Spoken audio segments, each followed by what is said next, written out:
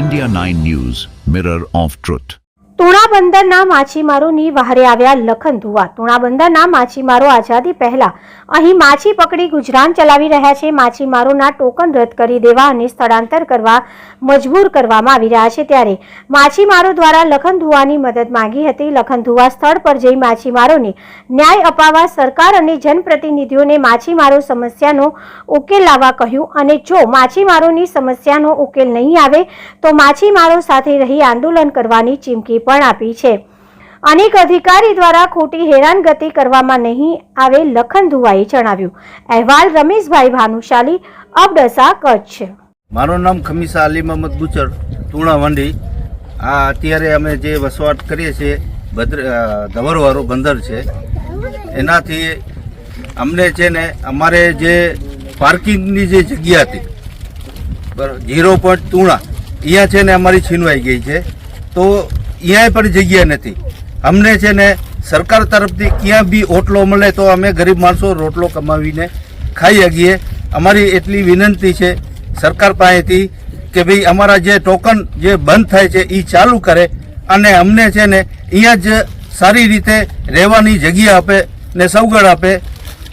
સરકાર પાસેથી આપે અમે રાખીએ છીએ. મારું નામ સુલેમાન છે અને હું જુનસ પટેલનો દીકરો છું. ગામ વંડીમાં રહું છું. અને આજે અમારા અનેક જ્યારેથી કેપીટી પોર્ટ છે એનાથી પહેલે દાદા પરદાદાઓનો અમારો અહીંયા રહેવાસ છે અને અમે આ ધંધો કરીએ છીએ.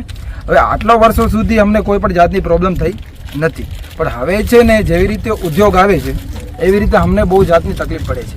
બરાબર છે.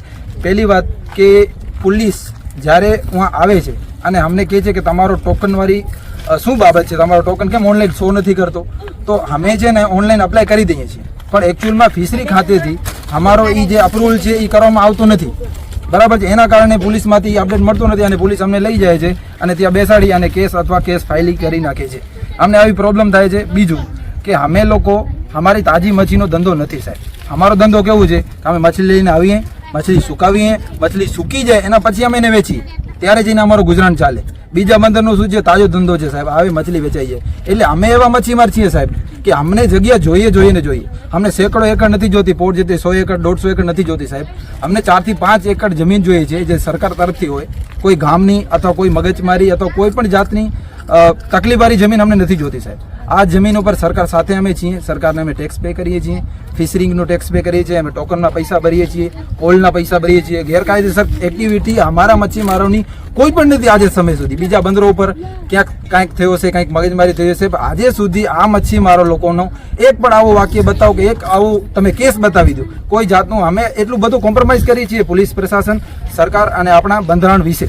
કેમ કે બંધારણના હિસાબથી અમે ચાલીએ છીએ, એના હિસાબથી અમે કામ કરીએ છીએ. તો અમારો અધિકાર બને છે સાહેબ કે અમને એટલી જમીન મળે કે અમે અમારા બચ્ચાને પાળી શકીએ સાહેબ.